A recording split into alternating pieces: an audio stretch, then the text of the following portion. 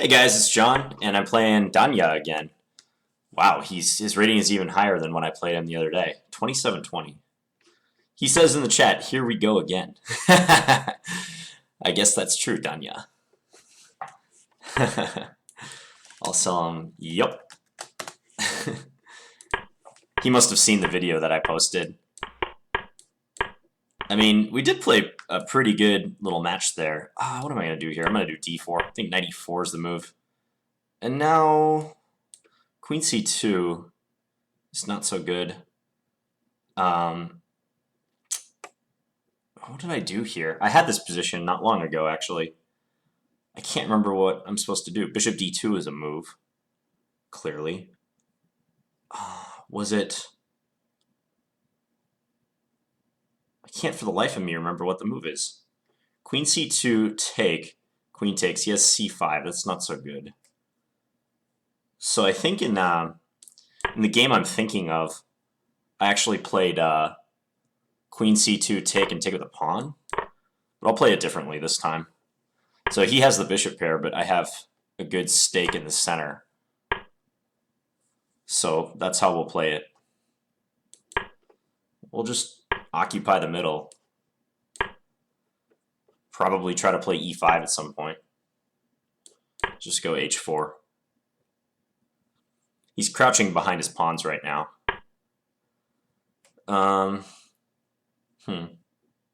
Could go h5.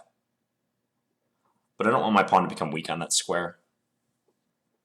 Maybe queen f4. Queen f4, e5.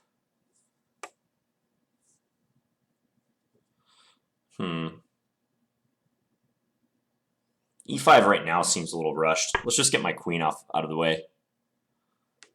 He could play b5. Because if I take, he takes, I take with the knight, my pawn on a2 hangs. Yeah, I'm pretty sure Daniel watched that video or somehow was alerted to the fact that I had posted our game online. Maybe he reads Reddit where it was also posted. Or maybe he follows my channel. In either case, how you doing, Daniel? Queen e7. Yeah, he's playing it conservatively. I got to break in the center at some point. I really do. So let's just do it now. Just don't want this pawn to become weak in the middle. If he takes, I'm going to take with my knight and try to instigate a trade of bishops. If he takes on f3 right now, then I might take on d6, like in between move to attack his queen. Wow, what is he on the... He's very high on the best list, by the way. Yeah, he's the highest rated player on the best list by a really good margin right now. Anyways, because if I take right here, I'm just a little worried he can take on d4. I'm just not sure about that. Or take on e5, I mean. So like take on e5, I take on a8, he takes on d4. Let's say queen d2. Yeah, I don't want to mess with that. I'm just going to take. Let's do this. This is fine. Knight d5 is not an issue for him. He just retreats. Okay, so let's go here. We both look pretty solid. I'm actually threatening bishop b7 in this position. I don't think he saw it. Am I missing any tricks? Nope, don't think so. So bishop b7, then I can go take this pawn and then stick my bishop on b5. So it's nice that I got that move in. I'm just down a lot on time. I spent too long thinking about those in-between moves. Oh, I could have gone knight d5. Dang. Knight d5 was good. Alright, let's just do this. Knight d5 might still be good coming up. Was much better on the previous move. Let's go queen f3. Just get off the diagonal. Or off of the file. Really wish I would have seen that move, but...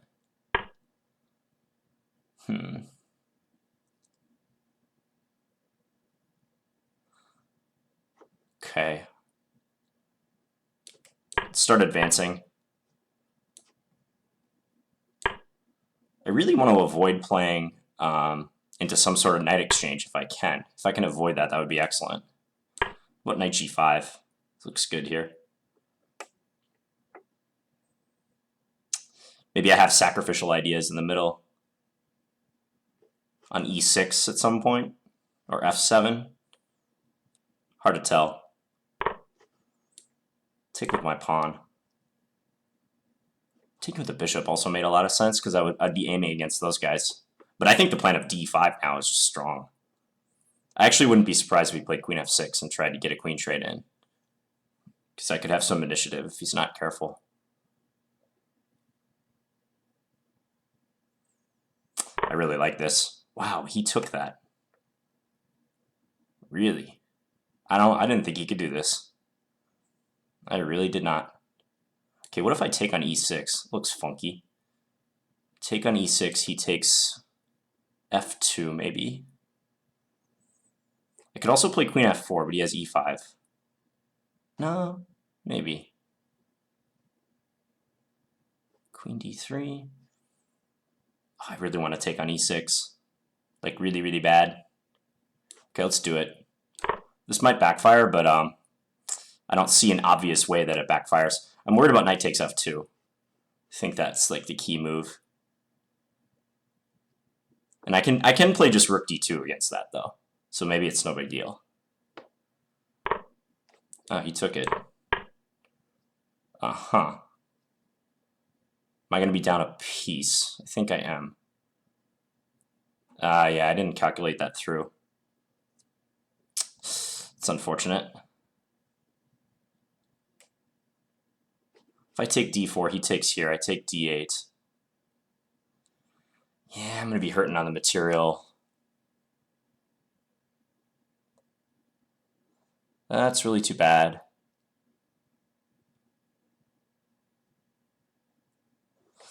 Is there any way I can trick him? Doesn't seem like it. Rook takes d4. Okay, I'm just going to do this. I mean, I got to go for something like this. Yeah, I messed that position up. It's a shame. Check. Let's do that. I can't see anything else. He does get that move in. We'll try to bring my knight to d5. I might have some auxiliary chances, but my time situation is really bad. Actually, like, if I get his b-pawn, it's kind of hard for him to stop one of my pass pawns. I have a strong bishop. So maybe we'll just hustle. Check. Let's see what we can do. Let's go here.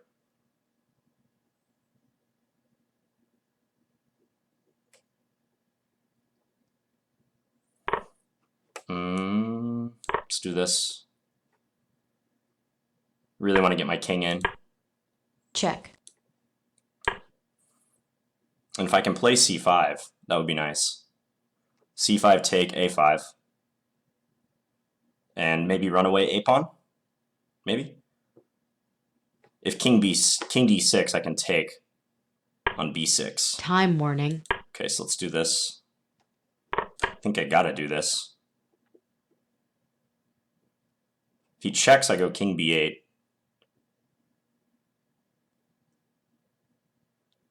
Ooh, this is not looking good though. Oh, actually, okay. If he moves his rook down, let's say to f2, I push, he goes rook b2, I can push again. Because if he takes my bishop, I have king a6. Okay, this is looking good. Or at least on my limited time, I think this looks good. I can do that. That's Check. key. Yeah, this is nice. Okay, now I win. But check. I have to play quick. Check. Let's go here. Let's go here. He's going to go into Blitz mode already. Check. Check. Check. Check. Ah, man. Check. I don't have enough time. Check. Yeah, I'm going to Check. lose. Alright. Well, the ending was cool. I just didn't have enough time to finish it. I definitely missed some chances early on, though. So, like, if I go back...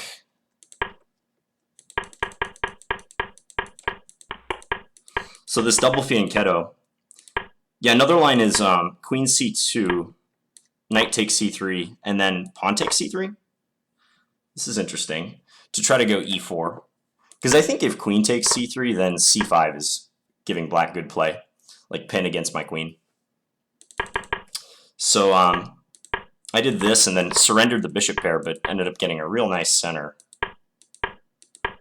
I thought all of these moves were normal. Yeah, all this is normal. And e5. In between move take. I was contemplating bishop takes f3, and then if he does this, sacrificing the rook in the corner, the idea that this, he can play this. And I thought about it for maybe a little bit too long. I think I should have just either gone with this line or just dismissed it. But let's just check the time. Yeah, I spent a good 30 seconds on this move. I don't think that's really warranted. Let's just see what the engine has to say, just for kicks and giggles. Yeah, engine says bishop takes f3. Okay. But it's not like bishop takes f3 is devastating or anything. He can just play rook a8. No problem. So after this, he did this, hitting the c4 pawn. Engine says I can already play bishop b7. Why is that? Because if here he takes... Okay, I guess it just likes this position. Ah, this is like the same thing. Yeah, I'm going to win his exchange because anywhere his rook goes, I have this knight d5 trick. So if he goes to c7 or b4, knight d5 is good, exploiting the pin on the e-pawn. If he goes to c6, then I can force him to a dangerous square. Like bishop, I guess bishop b5 would do it. And then if here, then I can do this and then take here, and I'm winning the exchange again. Plus I'm up a pawn. So this knight d5 move, yeah, that would have really turned the screws. Kind of mad at myself that I missed that. I mean, I saw the bishop b7 idea. He did not. So I did that. But when he moved here... Oh, actually, okay, so I didn't have that quite yet. Was it the next move that I had it? No, it wasn't that. For some reason, I thought I had this here, but I guess not, because I would lose 2 minors if I did this. Yeah, and then he takes on b7. Okay, so I don't feel as bad about it. But it seems like bishop b7 would have been a good move here. I don't even need to protect my c-pawn, as it turns out. That's a very interesting conclusion. Because yeah, I take and force his rook to a bad square. One of all the 3 options, just losing material. So I win the pawn. Play around here was perhaps not so convincing. Again, I'm down on time, like I'm down a solid minute or so on time. Oh, I really thought there was a tactic here. I guess I should take with my bishop on c4, huh? I didn't realize until after I took with the b-pawn how strong the bishop capture could have been instead. Because that aims right at his king, and he's got these 2 pawns in the way, but look at everything I have trained on those pawns. Bishop, rook, knight on the e6 pawn, queen, knight on the f7 pawn. There might be some tactical fireworks. Moreover, maybe I can play d5 and really try to pry open the center. Gutsy decision by him to take on d4. Given the position, I'm sure it's a great decision. I just really doubted he would do this with all the pressure. Okay, now I got a little carried away and took on e6. I guess the engine doesn't think it's that bad. But yeah, I missed rook f7. Okay, and I found the best line. Check. I have to give up the exchange. Yeah, it's really interesting. This might not be so bad. I mean, once I got over the shock of being down, well, I'm technically not even down material, but I will lose this f2 pawn. Once I got over the shock of that, I just didn't have that much time. But it started dawning on me that, hey, my position is pretty good. Like, black has to be careful, because as soon as I get rid of that b6 pawn, whether it's capturing it with something like knight c7, d5, take on b6, or pushing c5 and just sacrificing and getting a past a pawn, he's going to have a hard time stopping that pawn no matter what happens. Check. So this turned out really interesting. Computer says king e3 is better. Oh, okay, so I attack his rook and maybe I have just a chance to take on b6 thereafter. I'm most curious about this position. Am I just winning here? That's amazing if true. Based on the eval, it looks like it. Because my idea is very simple. It's just c5, take, and push the a-pawn, as it happened in the game. My bishop is in like a perfect spot. King d6 can be met by king takes b6. Yeah, and I should be winning that. The two passed pawns. He doesn't really have time to go and collect these guys and create a passed pawn of his own. It takes too long. I'll be like on a7 or something by the time he's doing that. So, wow.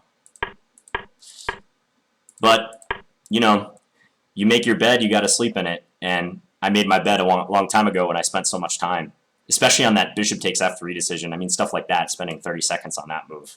Just bad, bad, bad. This is a cool idea, though, the fact that I can play a6, and he comes to b2, and I just get that move in. Check. And I'm winning. This is kind of study-like, actually.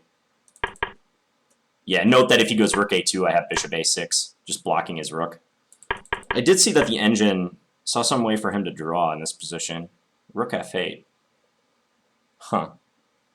Rook f8 and just, like, sack the rook? Huh. Okay, and then his king is very active, and I guess he can make a beeline for... Oh, actually, okay. Yeah, this is kind of instructive. So all he really needs to do to draw in this position is what? Maybe you guys can pause your video if you want. What does black need to do to gain a draw from this position? Okay, so the answer is black just has to get my g-pawn somehow. And if I'm up the h-pawn, it doesn't matter because I have the wrong color bishop. So even if I lose my g-pawn and black loses all three of those pawns, so c, g, and h, it would still be a draw because he can just park his king on h8, and there's no way for me to ever break through. So the experienced viewers will know that like the back of their hand, but for a lot of you guys, that might be a useful endgame to pick up. So I have the wrong color bishop for the square that I eventually want to queen the pawn on. So for instance, he could just play king f6, and I don't know, let's say I play king here, g5. If I take, that's a really easy draw for him, like here, and he's threatening king g4. I mean, something simple like this would be good, and if I play g4, I could even lose. So I would just take, and we'd end up in a draw. But say for the sake of argument, instead of taking on g5, white just plays something like, oh, I don't know, this. Take, take. Black doesn't even need to defend the h-pawn. You just let me have it. And even though the engine is showing like some ridiculous eval in this position, it's a draw.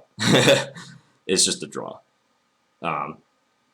Engine's showing +8 right now, but that's not correct. We'll just follow. Actually, we'll follow the engine line just for argument's sake. It's saying king e5 for some reason. Whatever. Yeah, it's not suggesting any plan. So basically, like at some point, white will take this pawn, and black can just keep their king hanging out in h8. It's a draw.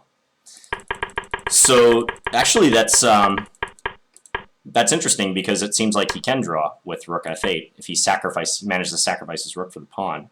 Why does rook a2 not work? Does that work as well? Here. Check. Maybe in this line his king is not quite fast enough. Let's say king e7. Well, actually, I don't see why not. And I take or whatnot, and he plays g5. Yeah, this is the same thing. This is identical. Okay, so he needed to sack the rook for the a-pawn at this point, and he should gain a draw by pushing g5 and making sure I only end up with the h-pawn. Very interesting. Yeah, Check. and as played, I got the queen, but Check. couldn't figure Check. out how to win Check. with my 13 seconds left. I was even looking for some way to simplify, but it just wasn't happening. Yeah, this is Check. kind of pathetic. Check. I mean, actually, like, if we had more time, this might be tricky to win, because he does have, like, a mini fortress. His rook is protected, it's on a great square, and it defends the g6 pawn, and it defends c4, so this would be tough to win. I don't know if it's possible for white to win. I think it should be, but it's pretty rare that you have two pawns and the queen and can't win against the rook. But the time situation made all of that moot. So, well, that was a really interesting battle. So, thank you, Danya. Thank you, Daniel, for the game. And like I was saying, I looked him up Maybe I can just show you guys. But this is like, this is some domination of the 5-minute pool. Look at his rating, 27-27. He's a full 125 points-ish, higher than the next person. That's crazy. Here I am, hanging around. I mean, what is his history like? Wow. He's played quite a bit. Oh, he beat Olegas twice. Hail to you, Daniel. That's impressive, beating Olegas twice. Cool. All right, hope you guys enjoyed that one, and I'll be back with more videos very shortly. Thanks, guys.